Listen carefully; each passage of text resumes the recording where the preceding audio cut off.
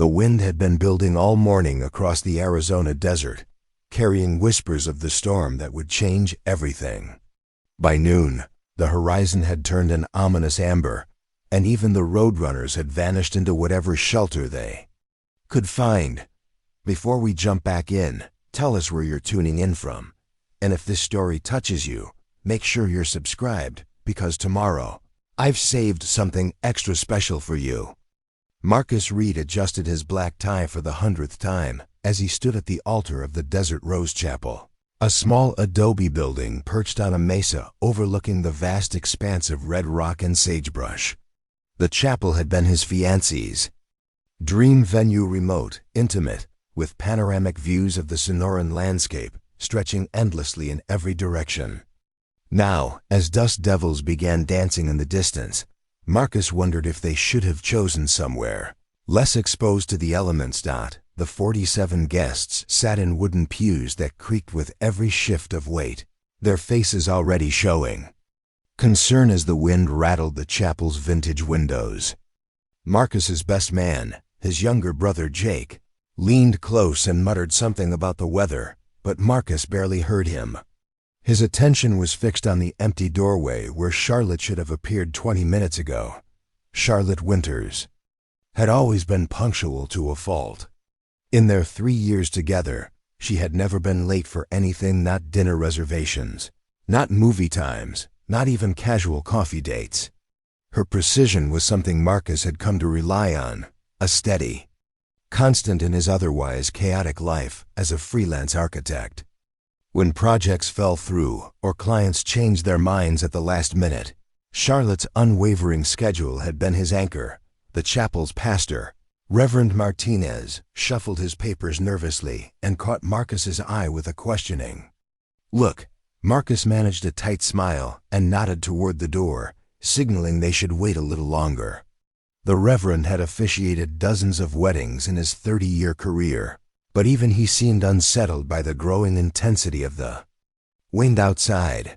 Marcus's mother sat in the front pew, her hands clasped so tightly in her lap that her knuckles had gone white. She wore the navy blue dress she had bought specifically for this day, complete with a small hat that she now held onto with one hand as the wind found its way through the chapel's weathered wooden doors. Beside her, Marcus's father kept checking his watch with the mechanical precision of a man who had spent 40 years in the railroad business. On the bride's side, Charlotte's family looked equally anxious. Her younger sister Emma fidgeted with her bridesmaid bouquet, occasionally standing to peer out the windows toward the parking area. Charlotte's parents sat with forced smiles that couldn't quite hide their growing concern. Her father, a retired bank manager named Robert Winters, had driven in from Phoenix specifically for this ceremony, and Marcus could see him calculating the drive time back to the city as the weather deteriorated.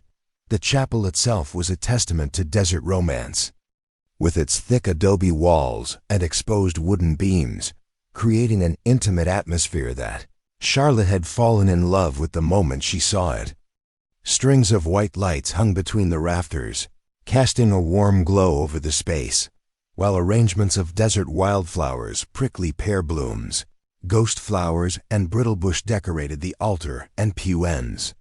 The rustic wooden cross behind the altar had been carved by local artisans, and the stained glass windows depicted scenes of desert life that caught the fading light beautifully. Marcus had proposed to Charlotte here, actually on a hiking trip they had taken 6 months earlier. They had discovered the chapel during their descent from Cathedral Rock, and Charlotte had insisted they explore the small building. As they stood at the altar that day, with the afternoon sun streaming through the stained glass, Charlotte had joked that it would be the perfect place to get married. Marcus had dropped to one knee right there, producing the ring he had been carrying for 3 weeks while waiting for the right moment. Now, as he stood at that same altar in his charcoal gray suit, the one Charlotte had helped him pick out during a weekend shopping trip to Scottsdale, Marcus felt the first real tendrils of panic beginning to twist in his stomach. The wind was no longer just rattling the windows. It was howling now, a low moan that seemed to come from the earth itself, Jake touched his shoulder again. "Marcus, maybe we should call her?" Marcus pulled out his phone, realizing he should have thought of this earlier. His hands were steadier than he expected as he dialed Charlotte's number, but the call went straight to voicemail. Her cheerful recorded message, the one where she thanked callers for reaching Charlotte Winters, event coordinator extraordinaire, seemed to mock him. From the tiny speaker, the chapel door suddenly burst open.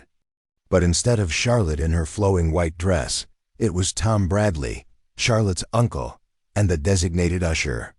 His face was flushed from running, and his usually immaculate appearance was disheveled by the wind.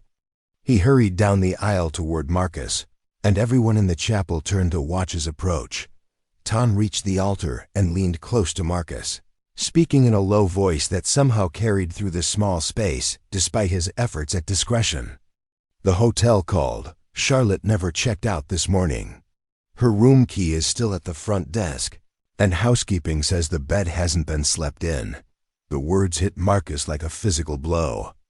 Charlotte had stayed at the Desert Springs Resort the night before, following the tradition of not seeing each other before the ceremony.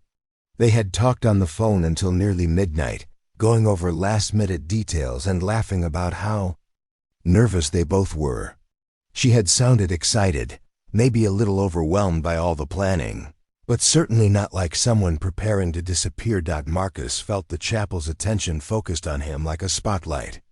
47 pairs of eyes, all waiting for his reaction, for some explanation that would make sense of the growing certainty that something was terribly wrong. The wind outside had reached a new intensity, and dust was beginning to seep through the gaps around the doors and windows, creating a fine haze in the warm chapel air. Where could she be? The question echoed in Marcus's mind as he tried to think of logical explanations. Maybe she had gotten sick and gone to the hospital. Maybe her car had broken down on one of the desert roads between the resort and the chapel. Maybe she had gone for an early morning hike and gotten lost or injured. But even as he grasped for these possibilities, Marcus knew they didn't fit. Charlotte was too careful, too organized, too considerate to simply vanish without a word. If she were in trouble, she would have found a way to call. If she were having second thoughts, she would have had the courage to say so. That was who Charlotte was: direct, honest, sometimes brutally so. Jake was asking him something, but Marcus couldn't focus on the words. The chapel felt simultaneously too small and too vast, filled with people he cared about, but who suddenly seemed like strangers. His future in-laws were whispering urgently to each other, and he caught fragments of their conversation. Should they call the police? Had anyone checked the hospitals? Was it possible she had been in an accident? The dust storm was visible now. Through the chapel windows, a towering wall of brown and gold advancing across the desert floor like a slow-motion tsunami. Marcus had seen plenty of these storms during his years in Arizona, but never one quite this massive. The leading edge had to be at least 1,000 feet high, and it stretched across the entire horizon, swallowing the landscape as it approached. Reverend Martinez approached the microphone at the front of the chapel, his voice carrying the gentle authority of decades of experience with life's unexpected moments. "Folks, given the weather situation and some logistical concerns, we're going to take a brief recess. Please feel free to wait here in the chapel where it's safe, or if you need to leave, please drive carefully and keep your headlights on." But Marcus wasn't listening to the Reverend's practical advice. He was staring at his phone, at the screen that still showed Charlotte's contact information, at the photo he had taken of her just 2 weeks ago during their final menu tasting at the reception venue. In the picture, she was laughing at something. The caterer had said, her dark hair catching the light, her eyes bright with anticipation for their future together. His mother had risen from her pew and was making her way toward him, her face a careful mask of concern and determination. Marcus knew she would want to comfort him, to problem solve, to take action in the way that mothers do when their children are hurt. But he also knew that there was nothing she could do to fix this, nothing any of them could do except wait and Hope for an explanation that might never come. The storm was close enough now that the chapel was growing dark despite the afternoon hour. The string lights that had seemed so romantic an hour earlier now provided the primary illumination, creating pools of warm light in an increasingly surreal atmosphere. Outside, the wind was picking up debris, tumbleweeds, small branches, bits of metal and plastic, and hurling it against the chapel walls with increasing force. Marcus found himself thinking about the conversation he and Charlotte had shared just 3 nights earlier, as they sat on the terrace of their favorite restaurant in Sedona. They had been reviewing the final details of the ceremony, making sure every element was exactly as they wanted it. Charlotte had seemed excited, maybe a little stressed about all the moving parts, but genuinely happy about the step they were taking together. They had talked about their honeymoon plans, a week in Costa Rica, exploring rainforests and beaches, and about the apartment they were planning to look for in Flagstaff, where Marcus had been offered a position with a sustainable architecture firm. Charlotte had already given notice at her event planning company in Phoenix, and they had spent hours browsing real estate listings online, imagining their life in the mountains. Nothing about that conversation had suggested any hesitation or doubt. Charlotte had even made a joke about how she hoped the weather would cooperate for their outdoor ceremony, given the unpredictable nature of desert storms in late spring. The irony of that comment wasn't lost on Marcus now as he watched the approaching wall of dust and debris. Emma, Charlotte's sister, had worked her way over to where Marcus stood. Her face was pale beneath her carefully applied makeup, and her bridesmaid dress, a soft sage green that Charlotte had chosen to complement the desert setting, was already showing the effects of the dust that was infiltrating the chapel. "Marcus, I've been trying to reach her for the past hour. Her phone goes straight to voicemail, and she's not responding to texts.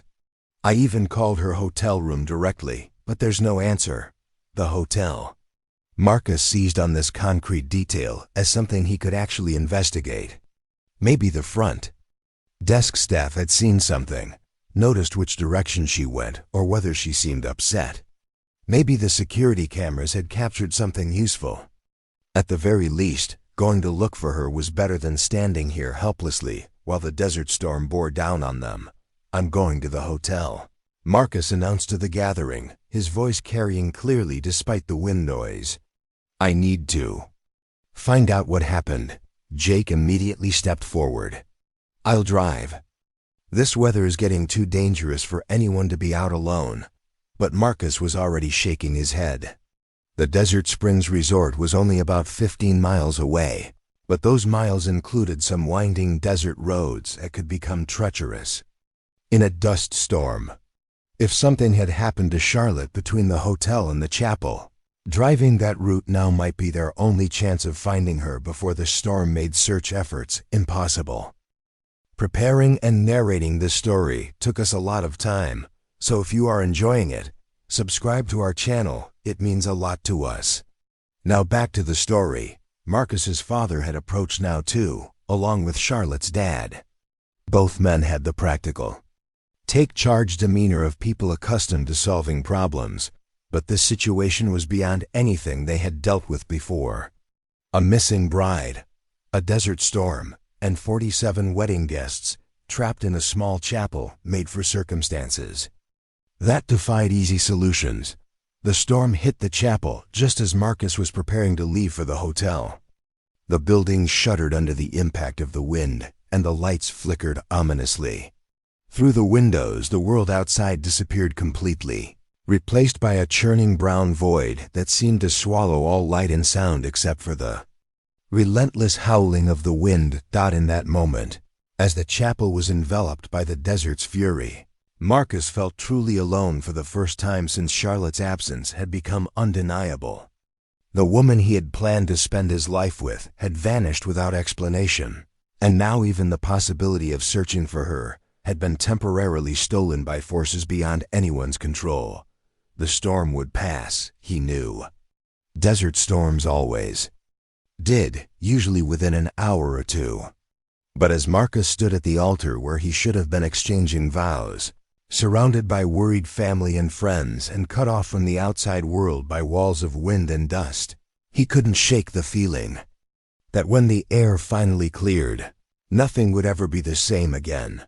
The dust storm raged for exactly 93 minutes. Marcus knew this because he had stared at his watch through every excruciating moment, timing the intervals between the most violent gusts and calculating how long it might take to reach the desert springs resort once the visibility improved enough to make driving possible.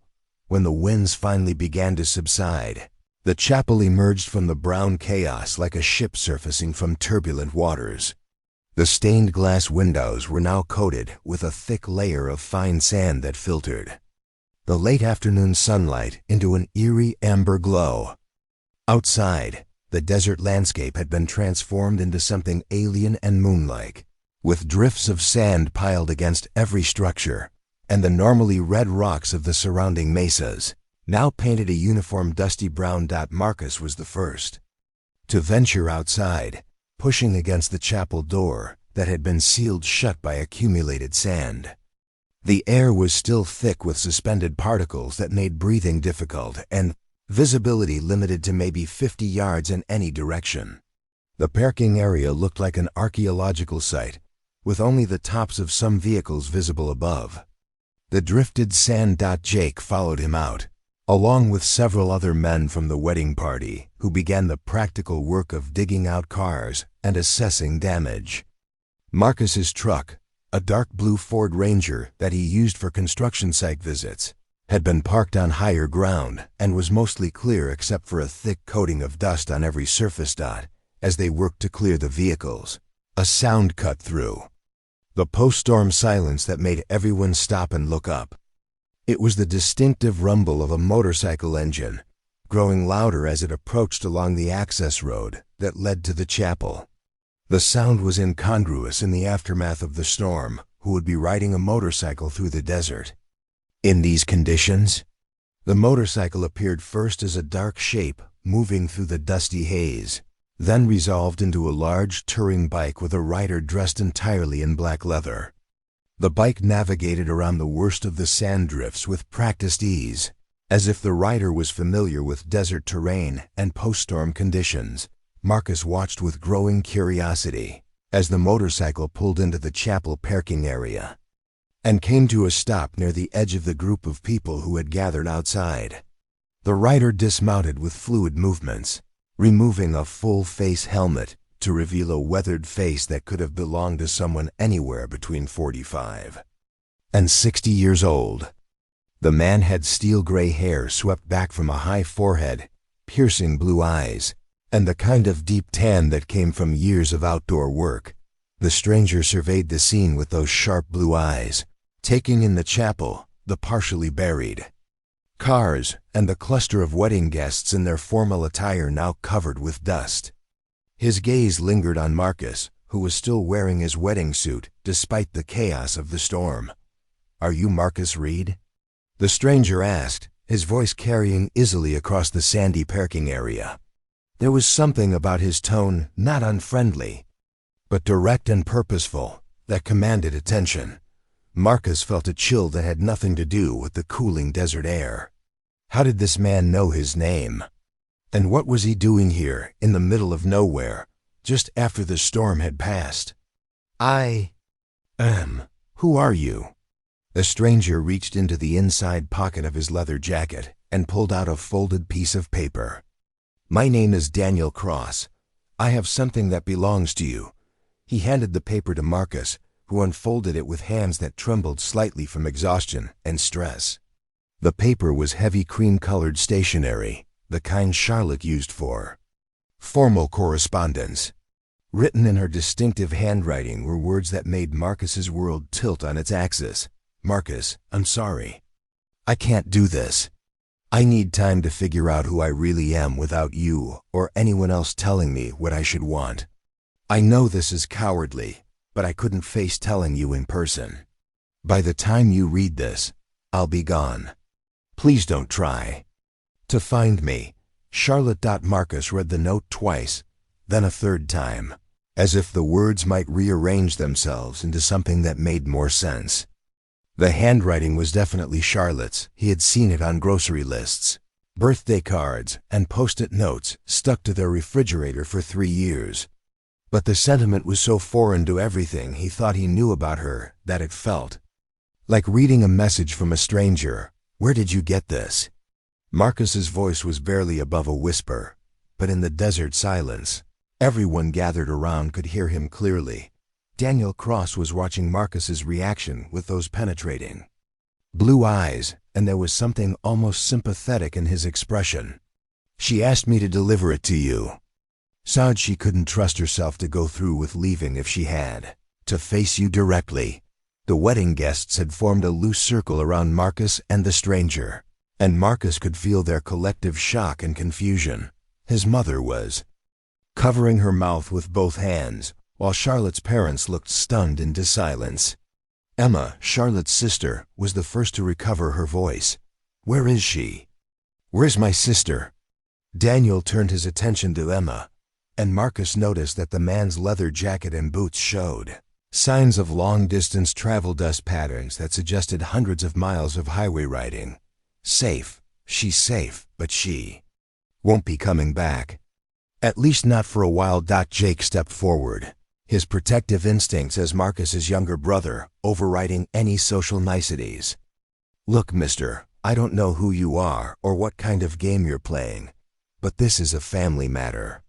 If you know where Charlotte is, you need to tell us right now." Daniel Cross didn't seem intimidated by Jake's aggressive tone. Instead, he reached into another pocket and pulled out a set of car keys, which he held up for everyone to see. They were attached to a keychain that Marcus recognized immediately, a small silver cactus that Charlotte had bought during one of their weekend trips to Tucson. She left her car at a truck stop about 60 miles north of here. "Asked me to bring these back and make sure you got that note. Said she didn't want you spending time and money looking for her when she needed to figure things out on her own." Marcus felt something inside him break at those words. Not his heart, that had been cracking steadily since Charlotte failed to appear at the chapel. This was something deeper, some fundamental assumption about the nature of their relationship and Charlotte's character that was now revealed to be completely wrong. "How do you know her?" The question came from Charlotte's father, Robert Winters, who had stepped forward with the authoritative bearing of a man accustomed to getting answers to difficult questions. Daniel Cross was quiet for a long moment, his gaze shifting from the assembled group to the desert landscape around them, as if considering how much to reveal. When he finally spoke, his words were measured and careful. "Charlotte and I have been corresponding for about 6 months. She reached out to me through a mutual friend who thought I might be able to help her with some family history research she was doing. We started exchanging letters, then emails, then phone calls. She was trying to understand some things about her past, about choices her family had made that she was just beginning to learn about." Robert Winters went very still, and Marcus noticed that Charlotte's mother had grabbed her husband's arm with a grip that turned her knuckles white. There was clearly something significant about Daniel's words that the Winters family understood, but that Marcus did not. "What kind of family history?" Emma's voice was sharp with suspicion and growing anger. Daniel looked directly at Robert Winters before answering. "She wanted to know why her grandfather changed his name when he moved to Arizona in 1952. She wanted to know what he was running from in Oklahoma, and why the family never talked about their relatives back east." The silence that followed this statement was heavy with implications that Marcus couldn't begin to decode. But he could see that Charlotte's parents were not surprised by Daniel's words. They were frightened by them. "That's ancient history," Robert said finally, his voice tight with controlled emotion. "It has nothing to do with Charlotte's life now, Daniel." Cross smiled, but there was no warmth in the expression. "She didn't think so. She found out about the land, Robert. The mineral rights that should have been hers. The inheritance that was stolen from her grandmother when your father disappeared with documents that didn't belong to him. Marcus felt like he was listening to a conversation in a foreign language. Charlotte had never mentioned any of this to him, not the family research, not any correspondence with strangers, and certainly not any inheritance or stolen documents. The woman Daniel Cross was describing seemed like someone Marcus had never met. This is ridiculous, Emma interjected, her voice rising with frustration. Charlotte never said anything about any inheritance or family secrets. If this were true, she would have told us, would she? Daniel's question was directed at Emma, but his eyes remained fixed on Robert Winters. From what she told me, your family wasn't exactly encouraging her curiosity about the past. Every time she asked questions, she was told to let sleeping dogs lie. Charlotte's mother spoke for the first time since Daniel had arrived, her voice barely audible. Robert, tell him he's wrong. Tell him Charlotte didn't know about any of this, but Robert Winters said nothing, and his silence was as damning as any confession. Marcus stepped forward, the letter still clutched in his hand. I don't care about any family history or inheritance. I just want to know where Charlotte is and why she felt like she couldn't talk to me about whatever was troubling her. Daniel turned his full attention to Marcus for the first time since handing over the letter. Because she knew you would try to talk her out of it. She said you were a good man, but that you had your life planned out in a way that didn't leave room for the kind of upheaval she was facing. She didn't want to drag you into a mess that might take years to sort out. The words stung because Marcus recognized their truth. He was a planner, someone who liked clear timelines and achievable goals. When problems arose in his architectural projects, he solved them with research, consultation, and methodical approaches. The idea of Charlotte disappearing into some family mystery involving stolen documents and hidden inheritances was exactly the kind of chaos that would have made him want to find rational solutions and practical compromises. So what happens now? Jake's question was addressed to Daniel, but Marcus realized it was really the question they were all thinking. Daniel Cross walked back to his motorcycle and began putting his helmet back on. Now you decide what you want to do with the information I've given you. Charlotte made her choice based on what she thought was best for everyone involved. Whether you agree with that choice is up to you. Wait, Marcus called out as Daniel started the motorcycle engine. How do I contact her? How do I let her know that maybe we could have worked through this together? Daniel paused, the engine idling, with a low rumble that seemed to vibrate through the desert air. She said if you really needed to reach her, you would figure out how. She said you were smart enough and persistent enough to find her if she mattered enough to you. With that, Daniel Cross rode away as suddenly as he had appeared, leaving behind a cloud of dust and a group of people struggling to comprehend how thoroughly their understanding of Charlotte Winters had been shattered in the span of a single conversation. Marcus stood holding Charlotte's letter and her car keys, surrounded by family and friends who had come to celebrate a wedding that now seemed like it had belonged to completely different people. The desert around them was already beginning to recover from the storm, with small desert creatures emerging from their hiding places, and the late afternoon sun burning through the last of the dust in the air. But for Marcus, the storm was just beginning. Everything he thought he knew about the woman he had planned to marry had been revealed as incomplete at best and possibly completely wrong. The Charlotte he had fallen in love with was organized, practical, and direct about her feelings and intentions. The Charlotte described by Daniel Cross was secretive, troubled by family mysteries, and willing to abandon her life without explanation. As the wedding guests began the somber process of cleaning up and preparing to leave, Marcus found himself staring at the horizon where Daniel Cross had disappeared. The stranger had ridden into their lives with information that changed everything, but had offered no easy answers or clear paths forward. Marcus realized that he was standing at his own crossroads now. He could accept Charlotte's letter at face value, go home, and begin the painful process of rebuilding his life without her. Or he could follow the cryptic trail that Daniel Cross had laid out, try to understand the family secrets that had driven Charlotte away, and hope that somewhere in that understanding he might find a way back to the woman he loved. The choice felt overwhelming in its implications, but as Marcus looked around at the transformed desert landscape, he realized that sometimes the only way forward was through the storm itself. 3 days after the wedding that never happened, Marcus found himself sitting in the offices of the Flagstaff Daily Sun, staring across a cluttered desk at investigative reporter Sarah Chun. The newspaper's headquarters occupied a converted warehouse on the outskirts of downtown, and Sarah's corner office was a testament to organized chaos, filing cabinets overflowing with documents, whiteboards covered in timelines and connection diagrams, and stacks of newspapers dating back decades. Sarah was in her mid-30s, with shoulder-length black hair streaked with premature silver and the kind of sharp, analytical gaze that Marcus imagined could make politicians and corporate executives uncomfortable.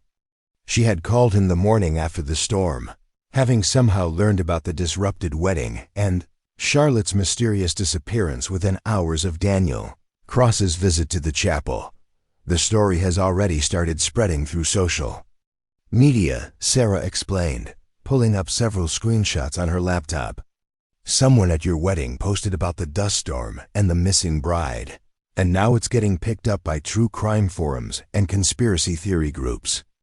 By tomorrow, you'll probably have amateur investigators camping outside your apartment building. Marcus rubbed his temples, feeling the beginning of what he suspected would be a persistent headache. The past 72 hours had been a blur of canceled honeymoon reservations, returned wedding gifts, and awkward conversations with concerned friends and relatives. He had barely slept, spending most of his time researching the Winters family history that Daniel Cross had alluded to, and trying to make sense of Charlotte's sudden transformation from devoted fiancée to mysterious fugitive. What exactly are people saying online? Marcus asked, though he wasn't sure he really wanted to know. Sarah turned her laptop around so he could see the screen. The posts ranged from sympathetic speculation about cold feet and pre-wedding anxiety to more sensational theories involving foul play, witness protection programs, and elaborate insurance fraud schemes. Several people had already identified Marcus by name and were sharing details about his architecture work, his educational background, and even his social media history. This one's particularly colorful, Sarah said, pointing to a lengthy post on a forum dedicated to unsolved mysteries.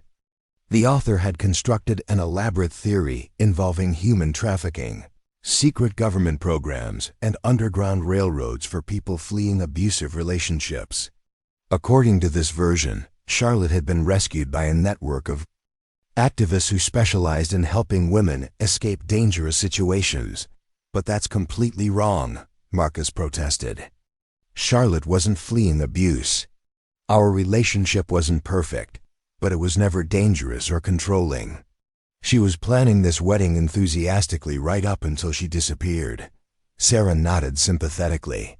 I know that, and anyone who actually knows you would know that. But internet speculation doesn't rely on facts or personal knowledge. It feeds on gaps in information and the human tendency to imagine dramatic explanations for unexplained events. She pulled up another browser tab showing a local news website. The story had already been picked up by 3 regional news outlets, each with their own spin on the events. The Phoenix Herald had focused on the dramatic timing of Charlotte's disappearance during the dust storm, with a headline that read, "Missing Bride Vanishes in Desert Storm. Foul Play Suspected." A smaller paper in Sedona had taken a more sensational approach. Wedding Day Mystery. Secret inheritance leads to bride's disappearance. How do they even know about the inheritance? Marcus asked, feeling increasingly overwhelmed by how quickly private information was becoming public. Knowledge. That's what I wanted to talk to you about, Sarah said, her expression becoming more serious. The inheritance angle didn't come from your wedding guests or anyone in your immediate circle. Someone with knowledge of the Winters family history has been feeding information to reporters and bloggers. This isn't random speculation someone wants this story to become public. Marcus felt a chill as the implications of Sarah's words sank in. You think Daniel Cross is talking to the media? Maybe, or maybe someone else entirely. But the details being shared are too specific and too accurate to be coming from internet research or casual gossip. Someone with access to legal documents and family records is actively promoting this story. Sarah pulled out a thick manila folder and spread its contents across her desk. Over the past 2 days, she had been conducting her own investigation into the Winters family background, using her connections in the newspaper industry and her experience with public records research. What she had uncovered painted a picture of a family with secrets that went back 3 generations. Charlotte's great-grandfather Thomas Winter, note the different spelling, had been a successful rancher in eastern Oklahoma during the 1940s. He owned approximately 8,000 acres of grazing land that turned out to sit on top of significant natural gas deposits. In 1951, Thomas Winter died suddenly in what was ruled an accidental fall from his horse, leaving behind a will that divided his property among his 3 children, including Charlotte's grandfather, James. But here's where it gets interesting. Sarah continued, pointing to a series of legal documents. 6 months after Thomas's death, James Winter, who had by then changed his name to James Winters, sold his inheritance to a natural gas company for what appeared to be well below market value. He used the money to relocate his family to Arizona, where he purchased a small ranch outside of Tucson. Marcus studied the documents, trying to follow the legal language and understand the implications of what he was reading. It sounds like maybe he needed money quickly for some reason, or didn't understand the value of what he was selling. That's what everyone assumed at the time. Sarah agreed. But look at these mineral rights agreements from the 1960s and 1970s. The land that James sold became one of the most productive natural gas fields in Oklahoma. The company that bought his share made millions of dollars over the next 30 years. She pulled out another set of documents, these ones more recent. In 1983, James's brother Michael filed a lawsuit claiming that James had forged their father's signature on several key documents and had essentially stolen Michael's share of the inheritance. The lawsuit was settled out of court, but according to the terms of the settlement, James was required to pay Michael a substantial sum of money. So Charlotte's grandfather was a thief?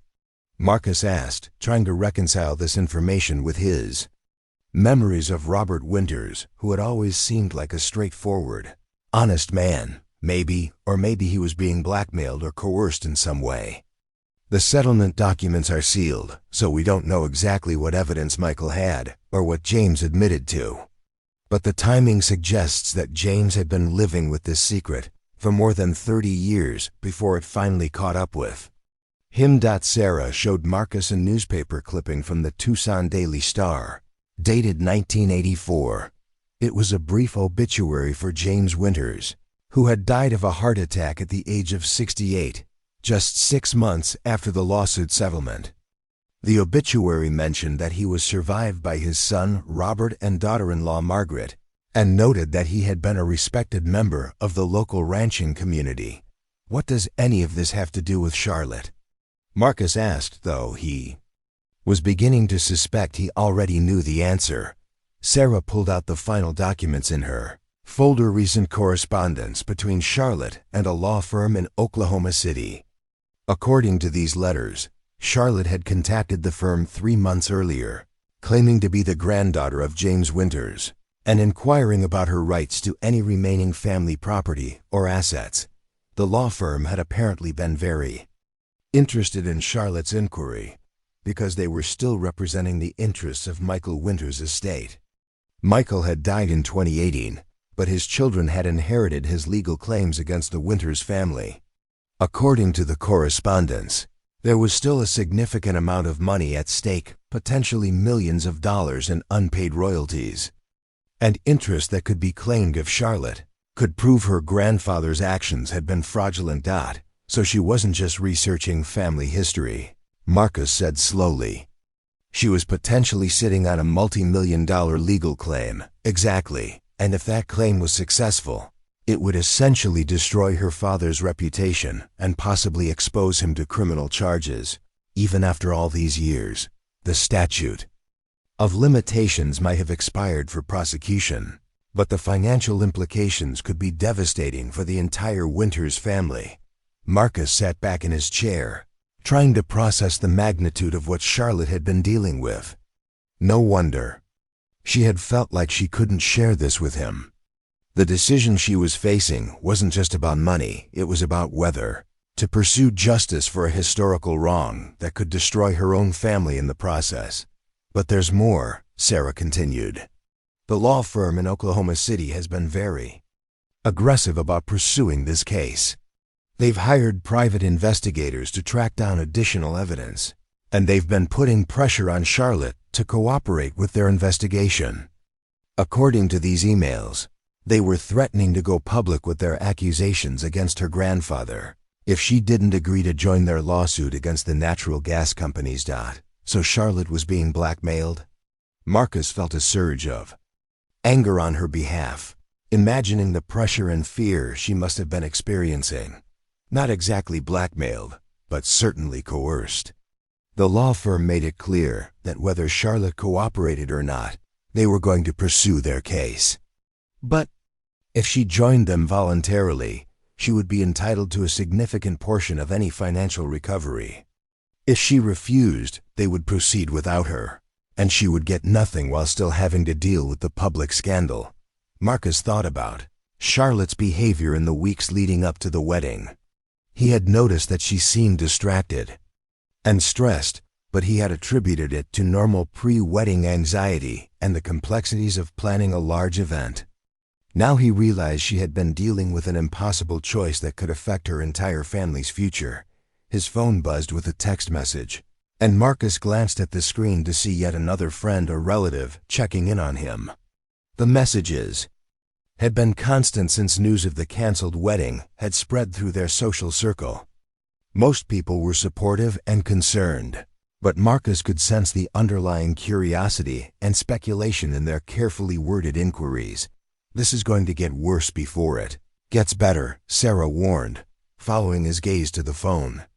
Once the legal angle becomes public knowledge, you'll have reporters camping outside your workplace and trying to interview your neighbors. The story has all the elements that media outlets love: family secrets, hidden money, mysterious disappearances, and a wedding day twist. What do you think I should do? Marcus asked, realizing that he was completely out of his depth when it came to managing public attention and media scrutiny. Sarah was quiet for a moment, studying the documents spread across her desk. If you want my advice, you need to decide whether you're going to try to find Charlotte or whether you're going to distance yourself from this whole situation. But you need to make that decision quickly, because once this story really breaks, your options are going to become much more limited. She leaned forward, her expression serious. If you decide to look for her, you need to understand that you'll be stepping into a legal and media minefield. There are powerful people with significant financial interests at stake, and they won't appreciate interference from someone they see as an outsider. And if I decide to walk away? Marcus asked, though even as he posed the question, he knew what his answer would be. Then you'll spend the rest of your life wondering what happened to the woman you planned to marry, and whether you could have helped her if you had been brave enough to try. Marcus gathered up Charlotte's car keys and the letter that Daniel Cross had delivered, preparing to leave Sarah's office. He had made his decision, though he suspected it was one he had actually made the moment Charlotte failed to appear at the chapel.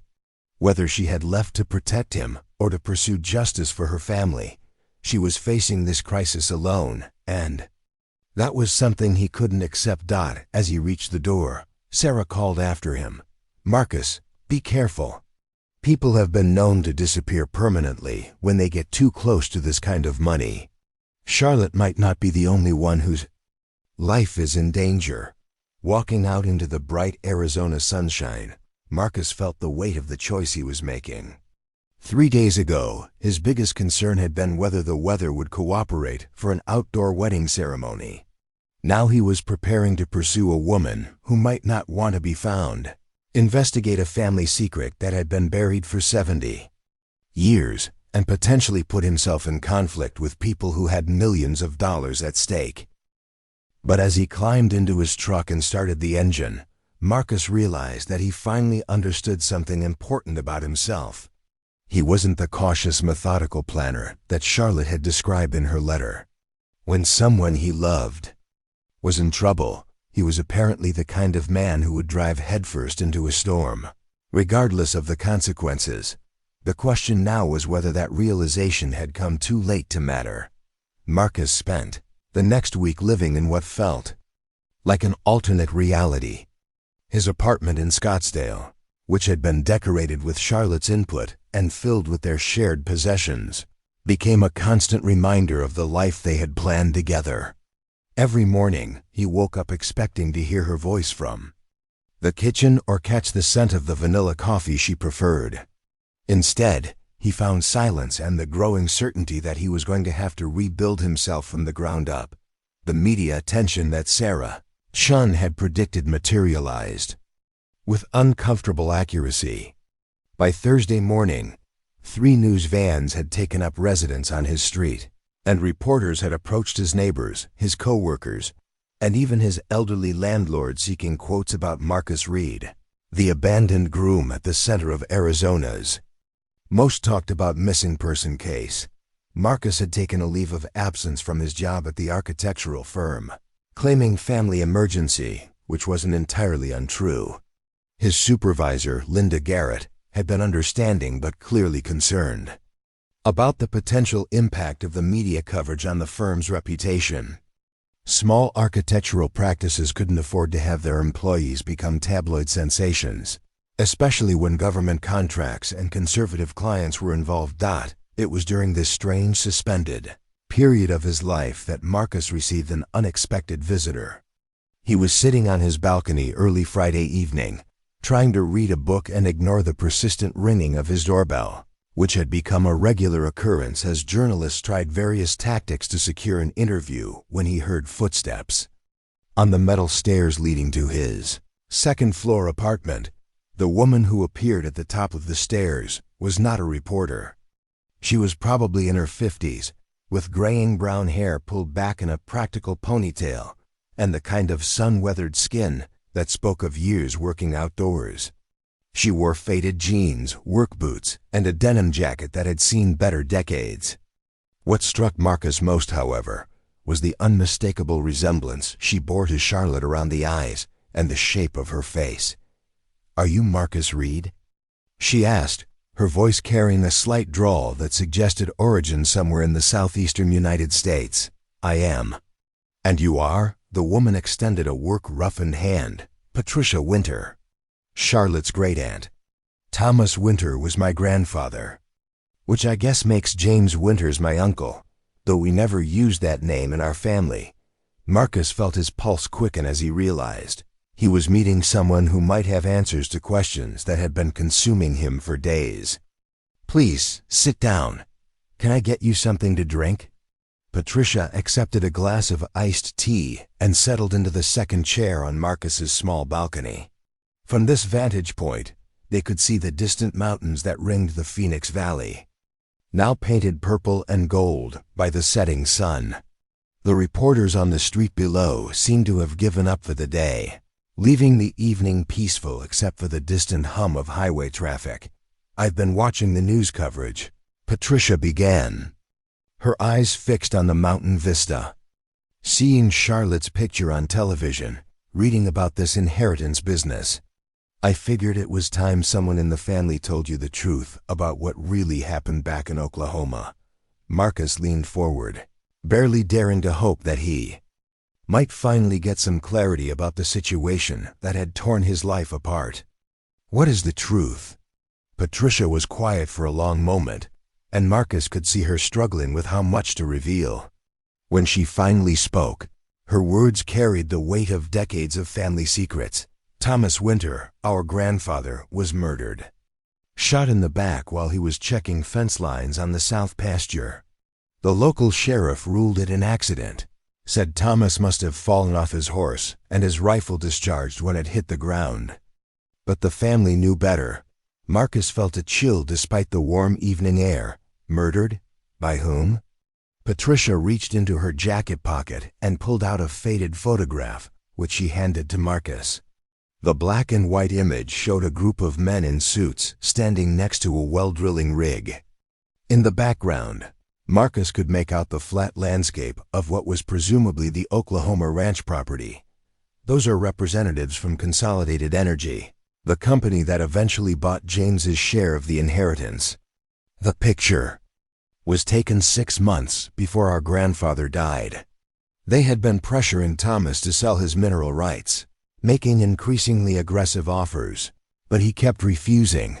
She pointed to a tall man in the center of the photograph, distinguished looking, with silver hair and an expensive suit. That's William Hartley, Consolidated's chief acquisitions officer. 2 weeks before Thomas died, Hartley made what he called a final offer. When Thomas turned it down, Hartley told him that accidents could happen to stubborn old men who didn't know what was good for them. So you think Consolidated Energy had your grandfather killed? Marcus asked, trying to process the implications of what Patricia was telling him. I don't think so, I know it. My father, Michael, was there when Hartley made his threat. He wanted to go to the state police, but Thomas convinced him to wait. Said he was going to consult with a lawyer in Oklahoma City about what legal protections they might have. Patricia took the photograph back and studied it with eyes that held old pain and older anger. Thomas never made it to that lawyer's appointment. And after he died, James suddenly became very cooperative about selling the family's mineral rights. The whole transaction was completed within 3 months of the funeral. But why would James cooperate with the people who killed his father? Marcus asked, struggling to understand the family dynamics that had led to decades of secrets and lies. Because they had leverage over him, Patricia replied grimly. James had been stealing money from the ranch accounts for years to pay gambling debts. Thomas knew about it, but hadn't confronted him yet. He was trying to figure out how to handle the situation without destroying his son's life. But Consolidated had done their research. They knew about James's debts, and they made it clear that if he didn't cooperate, they would expose his embezzlement and make sure he went to prison. The pieces of the puzzle were beginning to fall into place for Marcus, but the picture they formed was far darker than he had imagined. So James sold the mineral rights to cover up his own crimes, and the family kept quiet about the murder to protect him. Exactly. And for 30 years, it worked.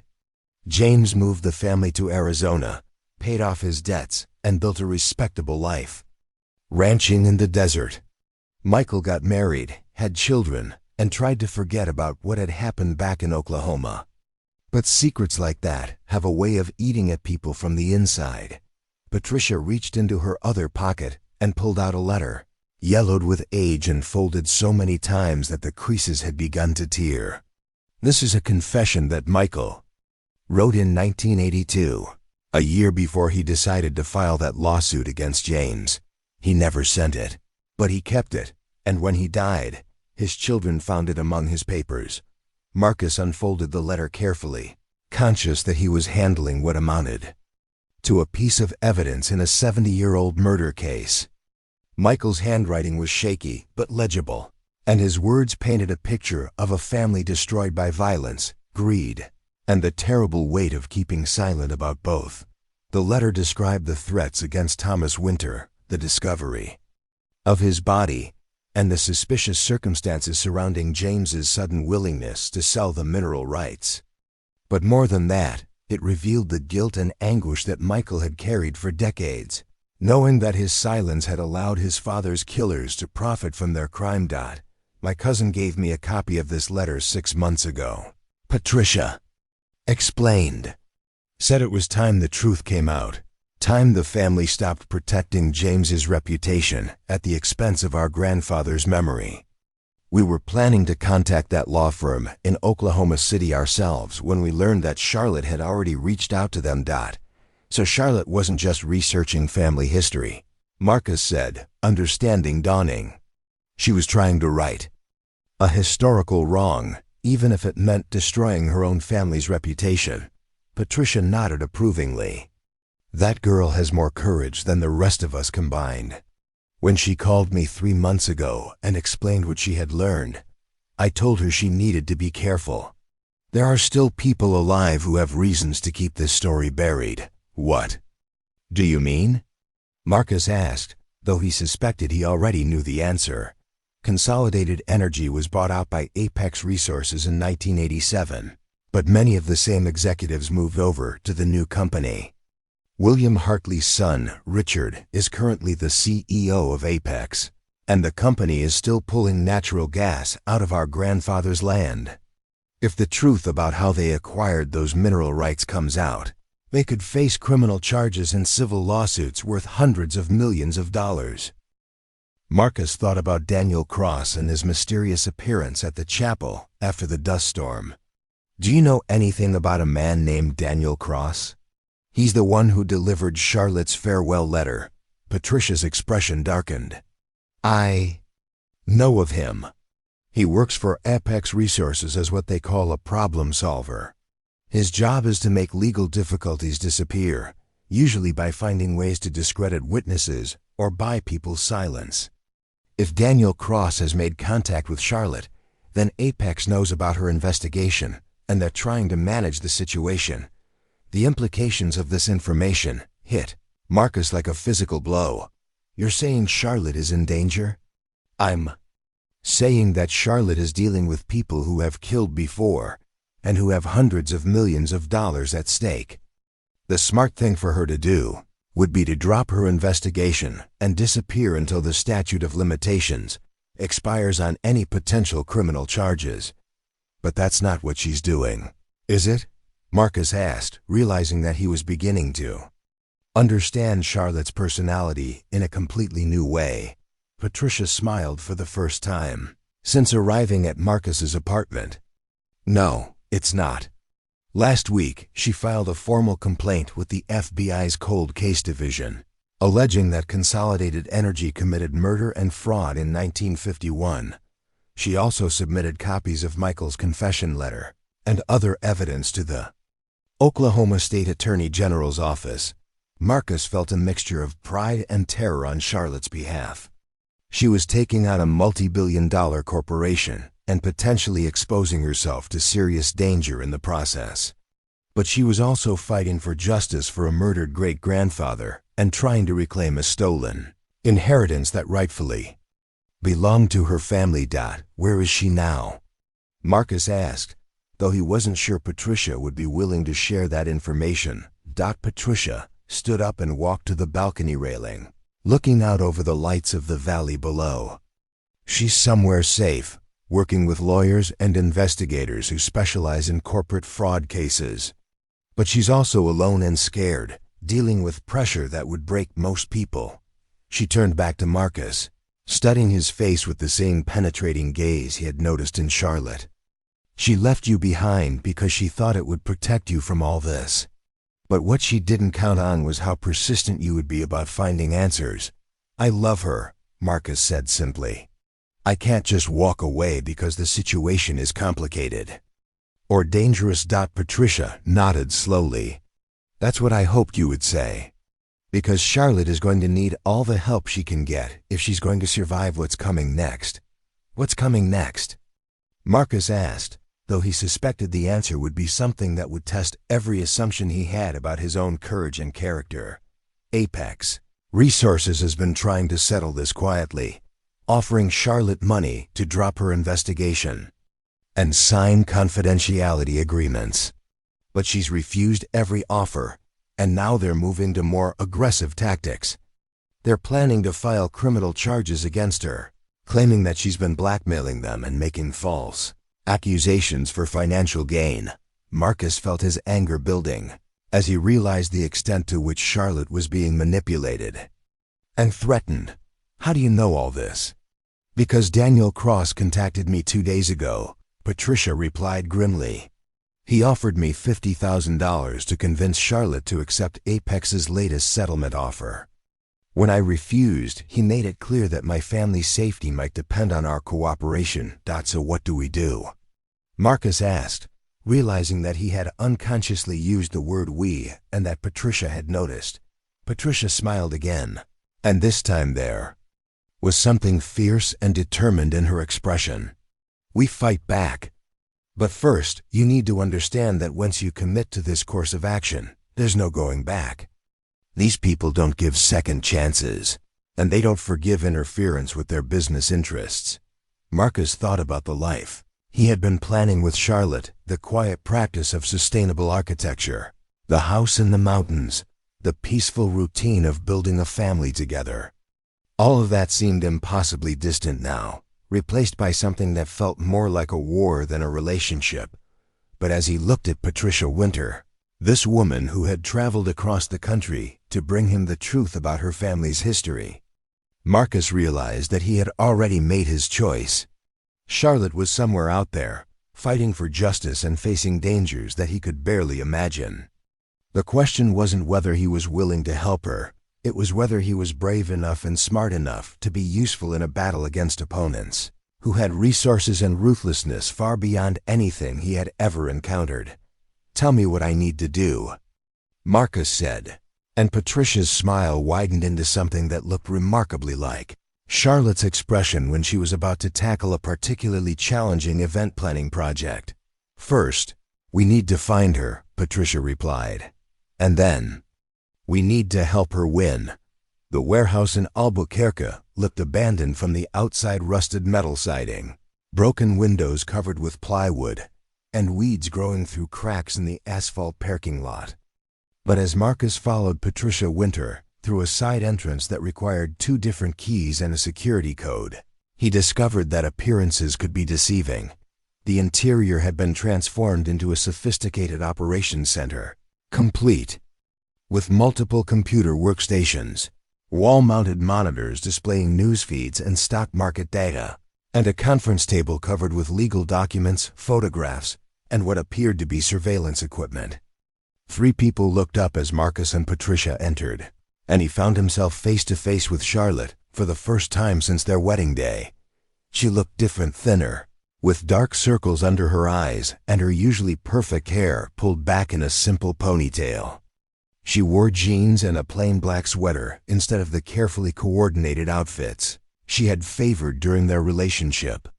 But what struck Marcus most was the change in her posture and expression.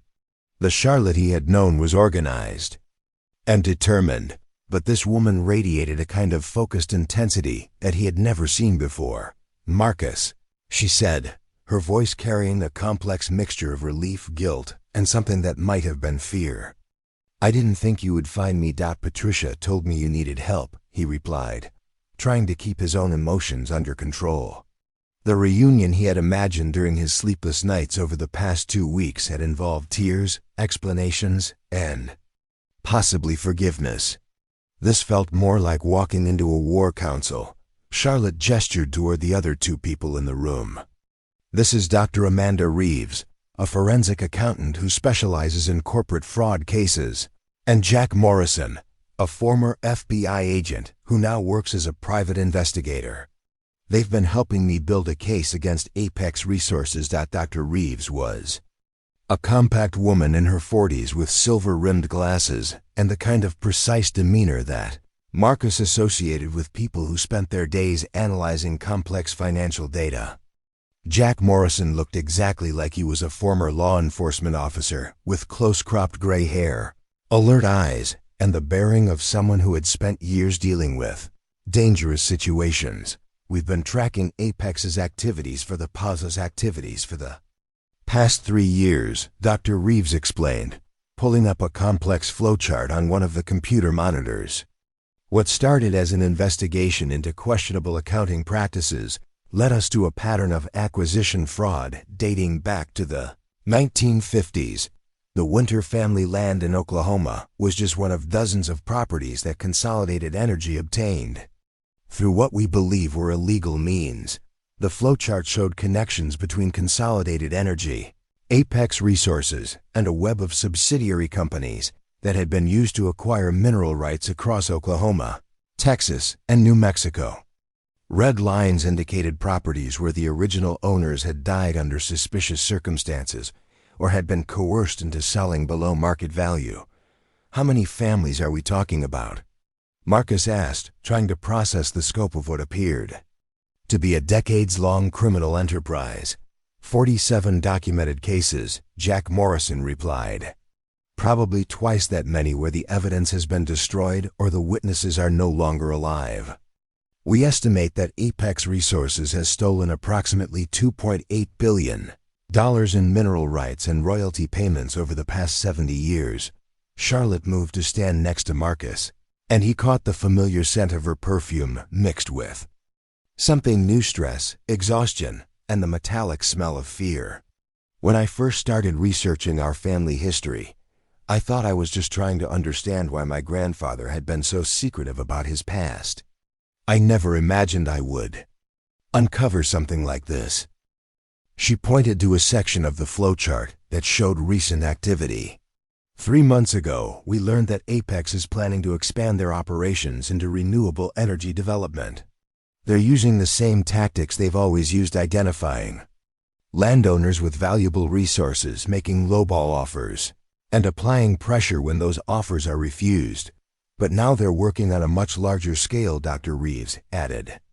They've identified approximately 200,000 acres across the southwestern United States that they want to acquire for solar and wind energy projects. If they succeed in obtaining these properties through fraud and coercion, they could steal another $10 billion in value. Marcus felt overwhelmed by the magnitude of what Charlotte and her allies were trying to accomplish. You're talking about taking on one of the largest energy companies in the country. Do you have any idea how dangerous this is? Charlotte's expression hardened, and Marcus recognized the stubborn determination that had attracted him to her in the first place. That's exactly why I couldn't involve you, Marcus. I knew you would try to talk me out of it, try to find some safer, more reasonable approach.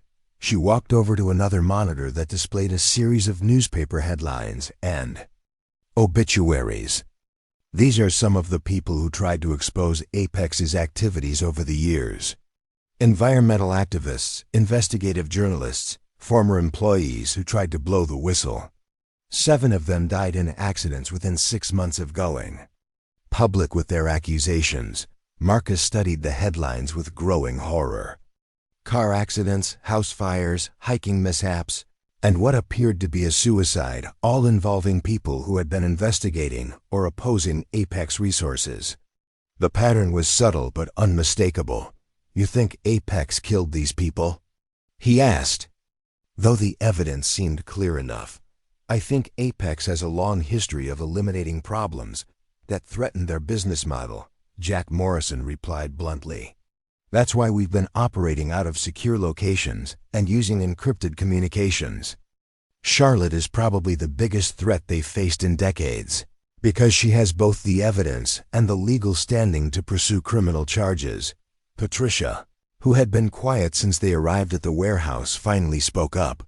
Show him the latest development.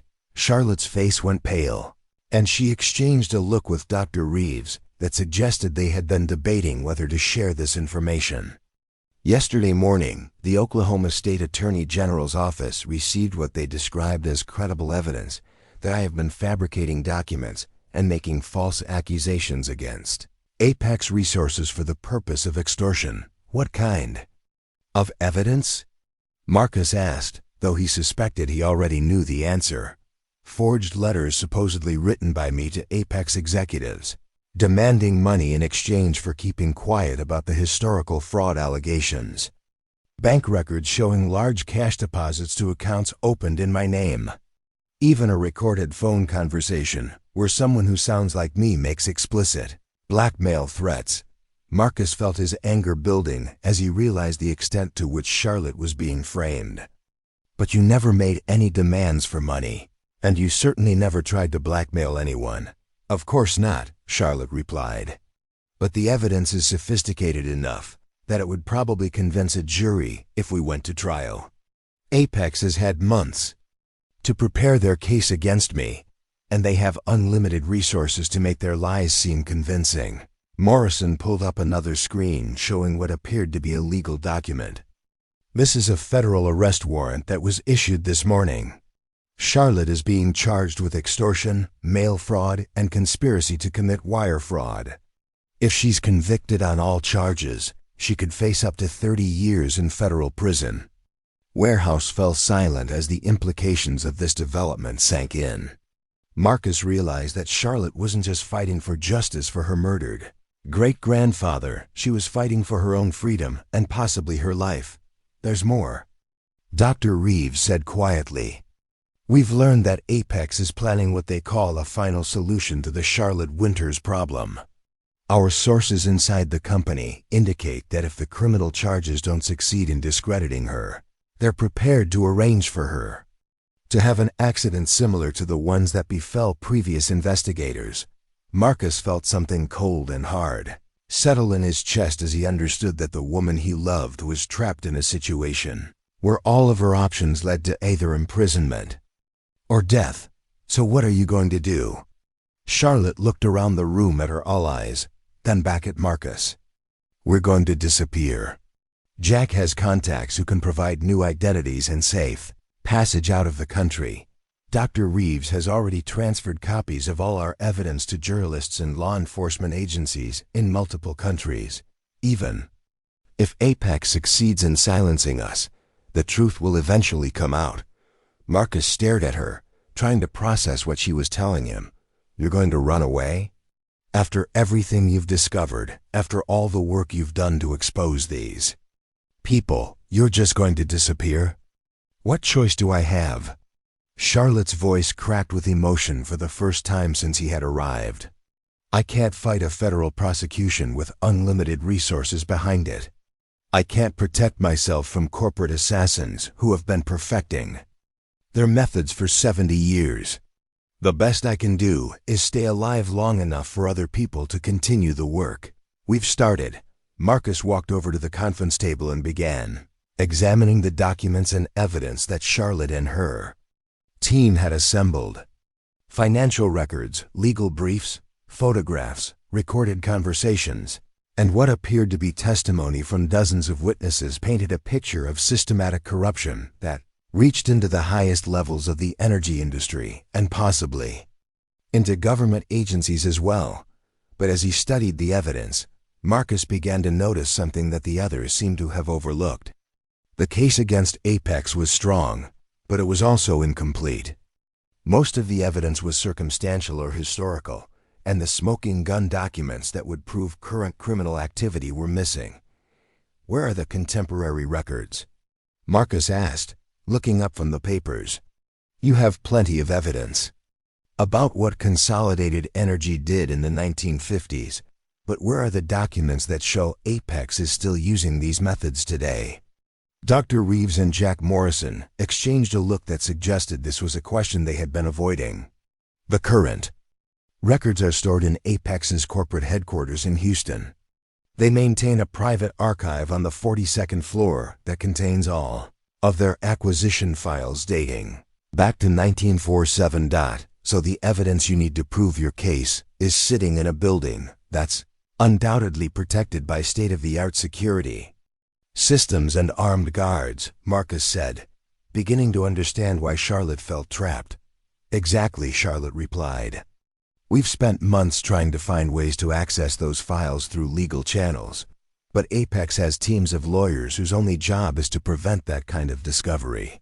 Any court order we might obtain would give them time to destroy the evidence before we could act on it." Marcus was quiet for a long moment, studying the layout diagrams of the Apex building that were spread across the table. His background in architecture had given him experience reading complex building plans and understanding structural systems, and he could see several potential vulnerabilities in the tower's design. What if there was a way to get those files? He asked finally. The room went silent, and Marcus could feel everyone staring at him. Jack Morrison was the first to speak, his voice carrying the authority of someone who had dealt with similar situations before. "Marcus, I know you want to help. But this isn't a movie. That building has motion sensors, pressure plates, thermal imaging cameras, and armed security personnel on every floor. Even if we could somehow get inside, the archive is in a vault that would require explosives to open." But Marcus was studying the building diagrams with the eye of someone who understood how structures were put together and how they could be taken apart. "I'm not talking about breaking into the vault. I'm talking about making them bring the evidence to us." He looked up at Charlotte, seeing something in her expression that suggested she was beginning to understand what he was thinking. "What's the one thing that would force Apex to evacuate that building and relocate their most sensitive documents to a temporary facility?" Charlotte's eyes widened as she grasped the implications of his suggestion. "You're talking about creating a structural emergency that would require them to abandon the building." Marcus nodded, his mind already working through the technical details of what would be required. A controlled failure of one of the key support systems, something that would make the building unsafe but not actually cause a collapse. The city would require them to evacuate until repairs could be completed, and they would have to move their most valuable documents to a secure, off-site location. And intercepting documents in transit would be much easier than breaking into a vault, Jack Morrison said slowly, his expression suggesting that he was beginning to take the idea seriously. Patricia, who had been listening to this exchange with growing excitement, leaned forward across the table. "Marcus, do you really think something like that would work?" Marcus looked around the room at the four people who had become Charlotte's allies in her fight against a corporate giant, and he realized that he was about to commit himself to a course of action that would either save the woman he loved or destroy them all. "I think it's the only chance we have," he said finally. "But if we're going to do this, we need to understand that there's no going back. Win or lose, after we make this move, Apex Resources is going to know exactly who we are and what we're capable of."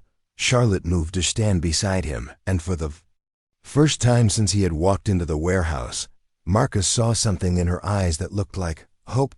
"Then we better make sure we win," she said, and Marcus knew that whatever happened next, they would face it together. The Apex Resources Tower in downtown Houston rose 45 stories into the Texas sky, its glass and steel facade reflecting the morning sun like a mirror designed to blind anyone foolish enough to look directly at it.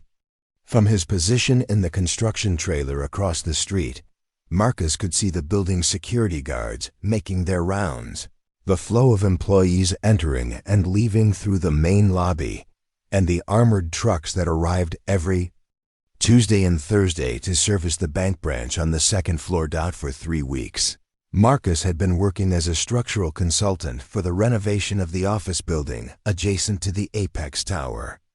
It was legitimate work.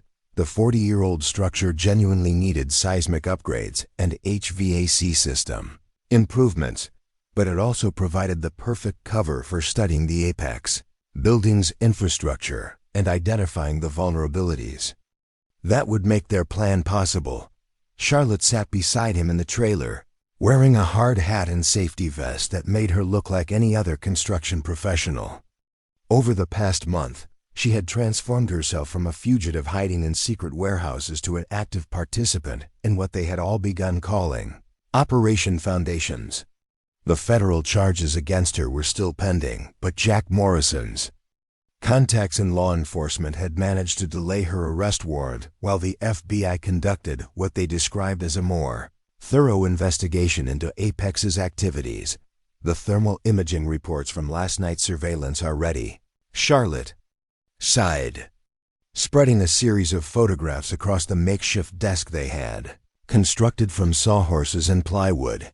Dr. Reeves had spent the previous evening using specialized equipment to map the heat signatures within the Apex building, identifying the locations of the main server rooms, security control centers, and the archive vault on the 42nd floor.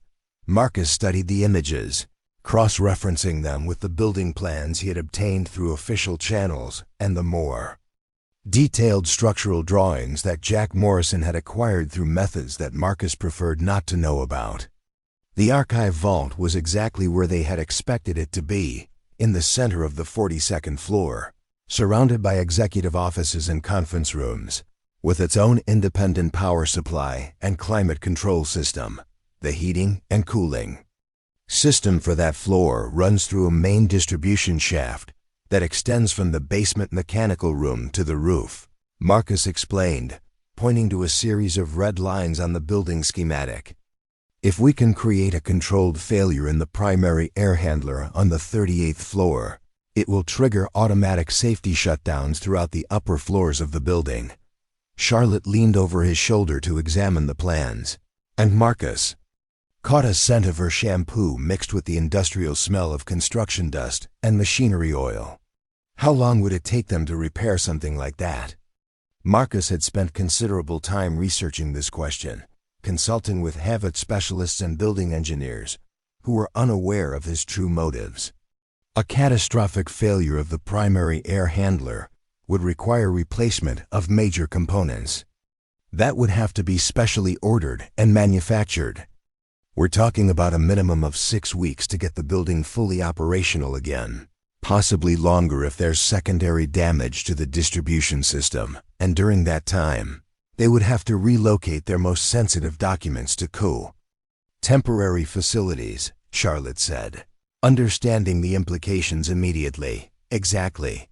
Jack's contacts have identified 3 secure document storage facilities in the Houston area that have the capacity to handle Apex's archive requirements. All 3 have much less sophisticated security systems than the main building, and all 3 would require the documents to be transported by conventional armored car services. Marcus's phone buzzed with a text message from Patricia Winter, who was coordinating surveillance activities from a rented apartment downtown. 2 more federal agents had arrived at the FBI field office that morning, ostensibly to assist with the investigation into Charlotte's alleged extortion activities, but actually working to build a case against Apex based on the evidence that Dr. Reeves had been secretly sharing with sympathetic law enforcement officials. The political situation was becoming increasingly complex as more government agencies became aware of the scope of Apex's alleged crimes. The company's lobbyists and legal teams were working overtime to contain the damage, while federal investigators were trying to build cases that could withstand the inevitable counterattacks from Apex's army of corporate lawyers. Marcus received another text, this one from Dr. Reeves, who was monitoring Apex's internal communications from a mobile surveillance unit parked several blocks away. The message was brief but significant. Board meeting scheduled for Thursday. Emergency succession planning on agenda. Charlotte read the message over Marcus's shoulder and immediately understood its implications. They're planning to scapegoat someone high up in the company hierarchy, probably preparing to sacrifice a few executives to protect the people who really run the operation. Marcus nodded grimly. Which means we're running out of time. Once they start restructuring the company and moving key personnel around, it will become much harder to predict how they'll respond to a building emergency. He pulled out his laptop and opened the simulation software he had been using to model the effects of various structural failures on the Apex building. The screen showed a 3-dimensional representation of the tower, with color-coded systems indicating electrical, mechanical, and structural components. I've been running calculations on the optimal failure scenario, Marcus explained, manipulating the virtual building model to highlight specific areas. The key is to create an emergency that's serious enough to require evacuation but not so dangerous that it could actually hurt innocent people. Charlotte watched as Marcus demonstrated how a precisely timed overload of the building's main air conditioning system would trigger cascading safety shutdowns without creating any real risk of structural collapse or fire. It was an elegant solution to what had seemed like an impossible problem. How to force a major corporation to expose its own secrets without actually endangering the thousands of people who worked in the building. What about the timing? Charlotte asked. How do we coordinate the system failure with our ability to intercept the documents during transport? Marcus had been working on this aspect of the plan with Jack Morrison, who had experience with logistics and tactical operations from his FBI days. We trigger the failure on a Tuesday morning, right after the building reaches full occupancy. The evacuation procedures will take approximately 2 hours to complete, and Apex's emergency protocols require them to begin relocating sensitive documents within 6 hours of a major building emergency. He pulled up another screen showing traffic patterns and security camera locations around the 3 potential document storage facilities. Jack has identified the most likely transport route and the optimal interception point. We'll have a 4-hour window to access the documents before they reach the secure facility. Charlotte was quiet for a moment, studying the plans and considering all the ways their operation could go wrong. Marcus, are you sure you want to do this? Once we trigger that system failure, there's no going back. Apex will know it was sabotage, and they'll spare no expense to identify who was responsible. Marcus looked at the woman he had planned to marry, the woman who had disappeared on their wedding day to protect him from exactly this kind of danger, and realized that his answer had been inevitable from the moment he learned the truth about her situation. Charlotte, I've spent the past month learning things about corporate crime and government corruption that I never wanted to know. I've discovered that the woman I fell in love with is braver and more principled than I ever imagined. And I've realized that sometimes the only way to protect the people you care about is to fight back against the people who threaten them. He closed the laptop and turned to face her directly. 3 months ago, I was a small-town architect, worried about building codes and client deadlines. Today, I'm planning to commit what technically amounts to an act of domestic terrorism against one of the largest energy companies in the world. That should terrify me, but all I can think about is making sure you survive this. Charlotte's eyes filled with tears for the first time since Marcus had found her in the Albuquerque warehouse. I never wanted to drag you into this. When I left that note with Daniel Cross, I thought I was protecting you from having to make impossible choices, but you were wrong about what would protect me, Marcus replied gently. Walking away from you wouldn't have kept me safe, it would have destroyed me. Finding out that you were in danger and doing nothing about it would have been the one thing I couldn't live with. Marcus's phone rang, interrupting their conversation. The caller ID showed Jack Morrison's number, and Marcus answered immediately, knowing that Jack would only call during operational hours if something urgent had developed. Marcus, we have a problem. Jack's voice was tense with controlled urgency. Our surveillance team just identified Daniel Cross entering the Apex building. He's meeting with Richard Hartley and the executive security team. Marcus felt his stomach drop as he realized the implications of this development. If Daniel Cross was consulting with Apex's leadership, it meant the company was preparing to escalate their response to Charlotte's investigation. How much does Cross know about our operation? Marcus asked, though he suspected the answer would be more than they could afford. Assume he knows everything, Jack replied grimly. Apex has had weeks to investigate Charlotte's allies and activities. They probably know about the warehouse in Albuquerque, our surveillance of their building, and possibly even your connection to the construction project across the street. Charlotte had gone pale as she listened to Marcus's side of the conversation. She grabbed his arm with a grip that was almost painful. Marcus, if they know about our plan, then they're probably setting a trap for us. Marcus looked around the construction trailer that had served as their operational headquarters for the past 3 weeks. Suddenly, the innocent construction equipment and building plans seemed inadequate protection against a corporation that had been eliminating threats for 70 years. Jack's voice came through the phone, speaker with military precision. I'm implementing emergency protocols immediately. Charlotte needs to disappear within the next 30 minutes, and you need to distance yourself from anything connected to this operation. But Marcus was studying the Apex building through the trailer window, watching the flow of people and vehicles that indicated normal business operations. Wait, if they know about our plan, why haven't they changed their security procedures? Why are they still following their regular routines? There was a pause on the other end of the line as Jack considered this question. What are you thinking? Marcus felt pieces of a puzzle clicking into place in his mind. I think they want us to proceed with the operation. I think they're planning to let us trigger the building emergency and attempt to intercept their documents, and then use our actions as evidence that Charlotte is a domestic terrorist. The implications of this realization sent a chill through the trailer. If Apex was setting a trap, then proceeding with their plan would not only fail to expose the company's crimes, it would provide Apex with the perfect justification for eliminating Charlotte and anyone associated with her. So what do we do? Charlotte asked, her voice barely above a whisper.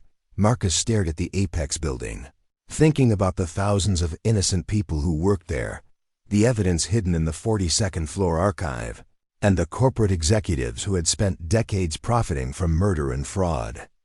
Their original plan was compromised, but that didn't mean they were out of options. We changed the plan, Marcus said finally. Instead of triggering a building emergency to force them to move their documents, we're going to trigger a different kind of emergency, one that exposes their crimes to the entire world. He turned back to Charlotte and Jack, his mind already working through the details of a new strategy that would be far more dangerous, but potentially far more effective than their original approach. We're going to make them confess. The Houston Chronicle's newsroom buzzed with an energy that veteran journalist Maria Santos hadn't felt in years. Her desk was covered with documents, photographs, and digital recordings that represented the biggest corporate corruption story to break since Enron. But unlike the complex financial manipulations that had brought down the energy giant 20 years earlier, this story had something that made it irresistible to readers, a wedding day mystery that had led to the exposure of a 70-year criminal conspiracy. Marcus Reed sat across from Maria in the newspaper's conference room, no longer the bewildered groom who had been abandoned at a desert chapel 6 months earlier. His transformation was evident, not just in his appearance, gone were the formal clothes and careful grooming, replaced by work boots, faded jeans, and the kind of confident bearing that came from surviving situations that would have broken lesser men. But in his eyes, which now held the steady gaze of someone who had looked into the face of real evil and emerged victorious. Beside him, Charlotte Winters. She had legally changed her name back to Charlotte Winter 3 months earlier. Reviewed the final proofs of the newspaper series that would begin running tomorrow morning. Her own transformation was equally dramatic. The polished event coordinator, who had once worried about matching table linens and flower arrangements, had become a fearless investigator whose work had brought down one of the most powerful corporations in America. The story we're about to publish will end careers and probably send several people to federal prison, Maria said, her voice carrying the satisfaction of a reporter who had spent decades waiting for a story of this magnitude. But I have to ask, was it worth it? 6 months ago, you were planning a quiet wedding and a life in the mountains. Now, you're both going to be public figures forever, with all the scrutiny and danger that entails. Marcus and Charlotte exchanged a look that contained layers of communication built through months of shared danger and mutual dependence. The question was fair, but the answer was more complex than most people would understand. The operation that had ultimately brought down Apex Resources had begun 3 months earlier, not with the building infiltration they had originally planned, but with something far more audacious. Marcus had walked into the company's Houston headquarters and applied for a job as a structural engineer in their facilities management department. His credentials were impeccable MIT education, successful projects across the Southwest, and references from architectural firms that were impressive enough to override any concerns about his connection to Charlotte Winter's investigation. Apex's Human Resources Department had been so focused on the external threats to their organization that they had failed to consider the possibility that their enemies might simply walk through the front door. For 6 weeks, Marcus had worked on the 39th floor of the Apex Tower, maintaining and upgrading the building's structural systems, while secretly documenting every aspect of the company's operations. His access to building plans and security protocols had been invaluable, but his real breakthrough had come when he discovered that the executive floors of the building contained a sophisticated recording system that captured all conversations. In conference rooms and executive offices, the recordings were supposedly for security purposes, but Marcus quickly realized they represented an archive of corporate criminality that stretched back decades. Using his legitimate access to building systems, he had been able to tap into the recording network and download thousands of hours of conversations between Apex executives, discussing everything from bribery and murder to tax evasion and environmental crimes. But the recordings alone wouldn't have been enough to bring down the company. Marcus needed a way to make the evidence public that couldn't be suppressed by Apex's legal teams or dismissed as the fabrications of disgruntled former employees. The solution had come from an unexpected source. Daniel Cross himself. Cross had contacted Charlotte in late September, claiming that he wanted to defect from Apex and provide evidence against his former employers. The offer had obviously been a trap. Jack Morrison's investigation revealed that Cross was planning to eliminate Charlotte during what was supposed to be a clandestine meeting, but it had also provided the perfect opportunity to turn the tables on both Cross and the company he represented. Instead of Charlotte attending the meeting, Marcus had gone in her place, wearing recording equipment provided by Dr. Reeves and accompanied by undercover FBI agents who had finally been authorized to participate in the investigation. The confrontation that followed had been captured on video and audio, providing undeniable evidence of Apex's criminal activities and Cross's role as the company's chief enforcer. Cross had confessed to 7 murders during the encounter, apparently believing he was talking to someone he could intimidate into silence. When he realized he had been recording himself admitting to decades of corporate-sponsored violence, he had attempted to flee but was arrested by federal agents, who had been waiting outside the meeting location. The evidence from Cross's confession, combined with the executive recordings that Marcus had obtained and the historical documents that Charlotte's team had assembled, had created an overwhelming case against Apex Resources. Within 2 weeks of Cross's arrest, federal prosecutors had filed criminal charges against 14 company executives, including CEO Richard Hartley, and had frozen the company's assets, pending a comprehensive investigation into their business practices. But the legal victory was only part of the story that Maria Santos was preparing to tell. The human drama: the bride who had disappeared on her wedding day to pursue justice for her murdered great-grandfather, and the groom who had followed her into a world of corporate espionage and life-threatening danger, was what would capture public imagination and ensure that the story received the attention it deserved. The first article in the series would run tomorrow morning with the headline, "The Bride Who Brought Down Big Energy," and Maria expected it to be picked up by news outlets around the world within hours. The story had everything: romance, mystery, family secrets, corporate corruption, and the kind of David versus Goliath narrative that readers couldn't resist. "Have you two thought about what comes next?" Maria asked, preparing to wrap up what had been a 4-hour interview session.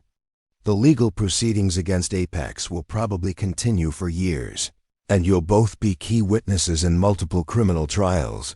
Charlotte reached across the table and took Marcus's hand, a gesture that had become natural during their months of working together, but still carried the electric charge of attraction that had drawn them together in the first place. "We've talked about it, but honestly, we're taking things one day at a time. 6 months ago, we thought we knew what our future looked like, and we were completely wrong." Marcus squeezed her hand gently, thinking about how their relationship had evolved during their shared ordeal.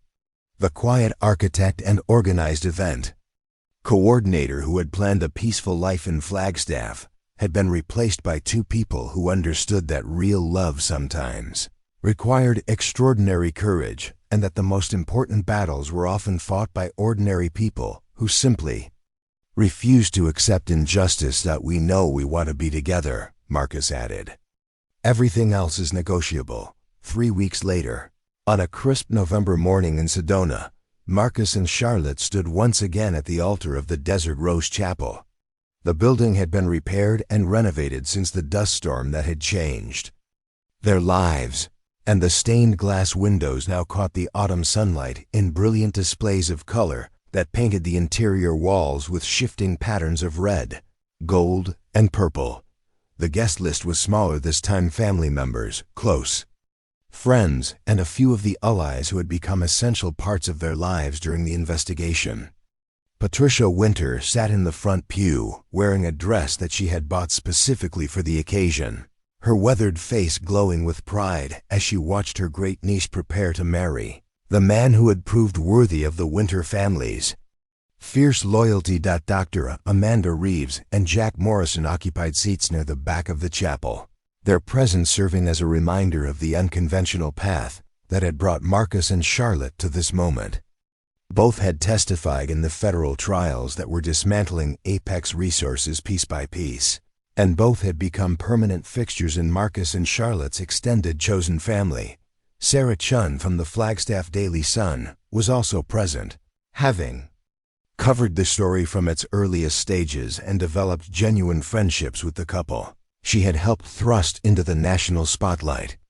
Her reporting had been instrumental in keeping public attention focused on the case during the months when corporate lawyers and political pressure had threatened to bury the truth. Reverend Martinez, who had officiated the original wedding ceremony that never happened, stood ready to complete the vows that had been interrupted by forces none of them could have imagined. His presence provided a sense of continuity and closure that felt important to both Marcus and Charlotte. But the most significant difference between this ceremony and the one that had been planned 6 months earlier was visible in the faces of the bride and groom themselves.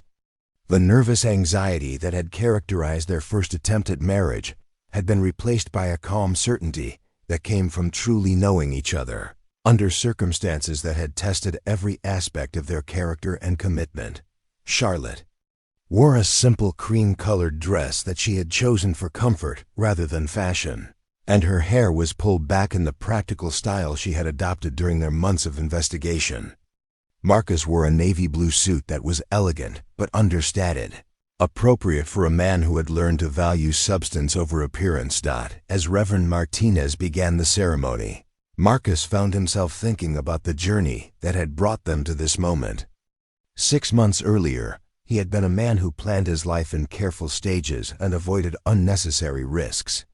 Marcus Reed, who stood at this altar, had learned that the most important things in life, love, justice, truth, sometimes required people to step outside their comfort zones and embrace uncertainty.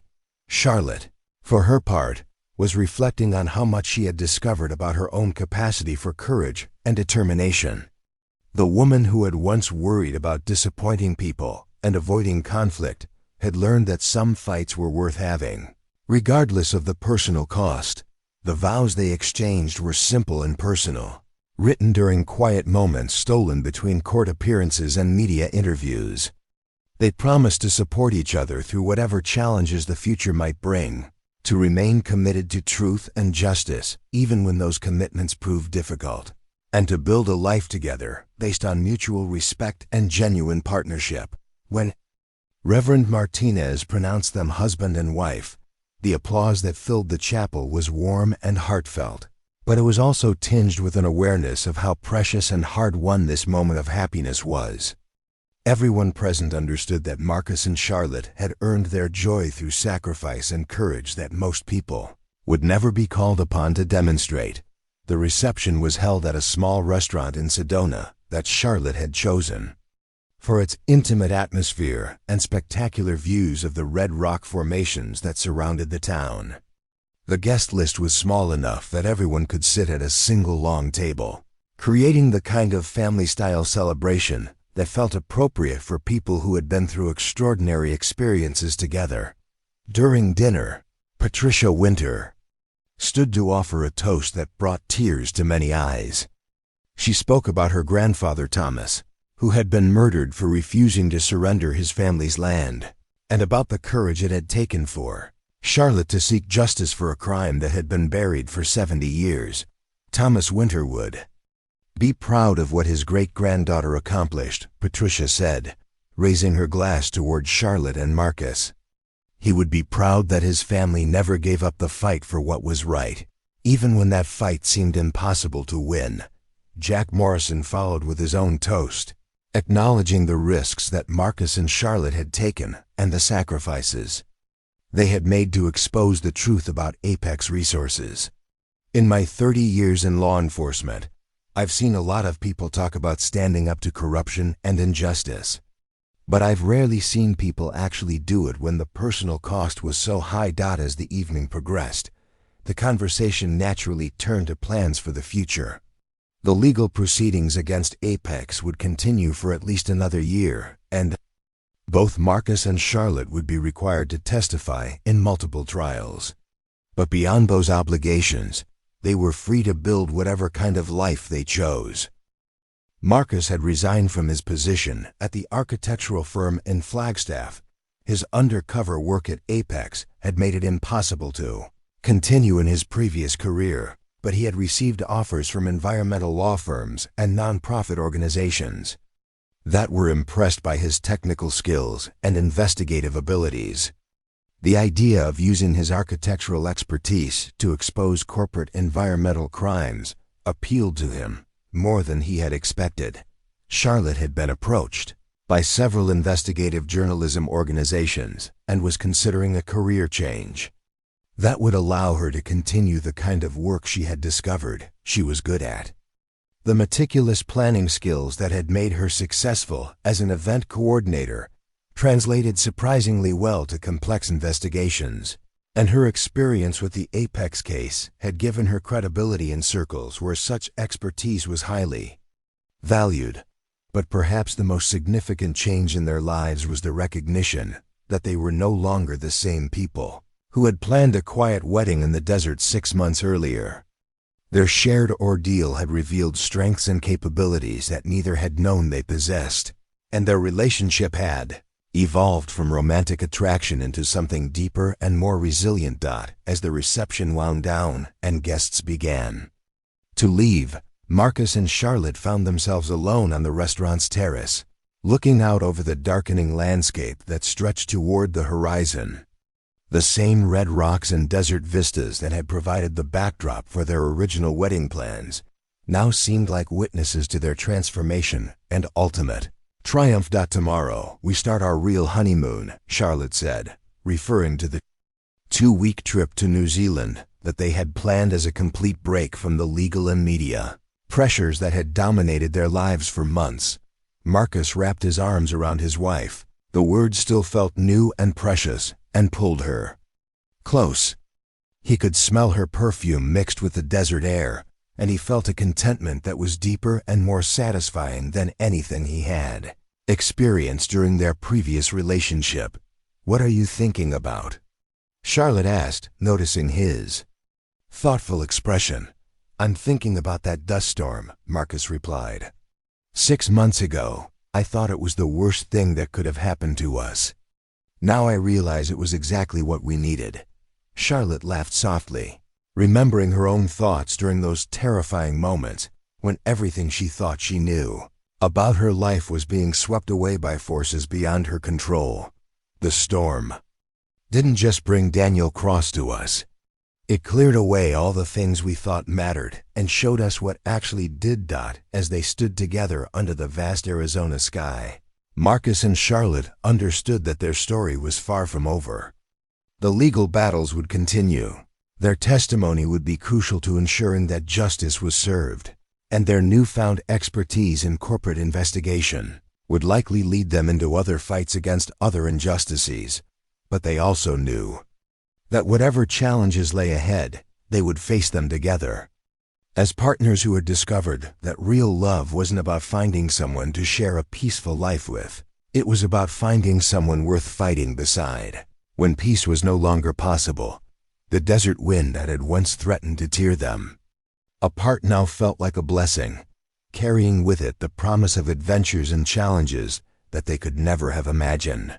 When they first planned to exchange vows in this sacred place, they had begun as two people trying to build a life together, and they had become something more, allies in the ongoing struggle for truth and justice, and living proof that ordinary people could accomplish extraordinary things when they refused to accept that might makes right. As they walked back toward their car, hand in hand under a canopy of desert stars, Marcus and Charlotte carried with them the knowledge that their love story had become something larger than themselves, a testament to the power of courage, commitment, and the absolute certainty that some things are worth fighting for, no matter the cost. Up next, you've got two more standout stories right on your screen. If this one hits the mark, you won't want to pass these up. Just click and check them out. And don't forget to subscribe and turn on the notification bell so you don't miss any upload from us.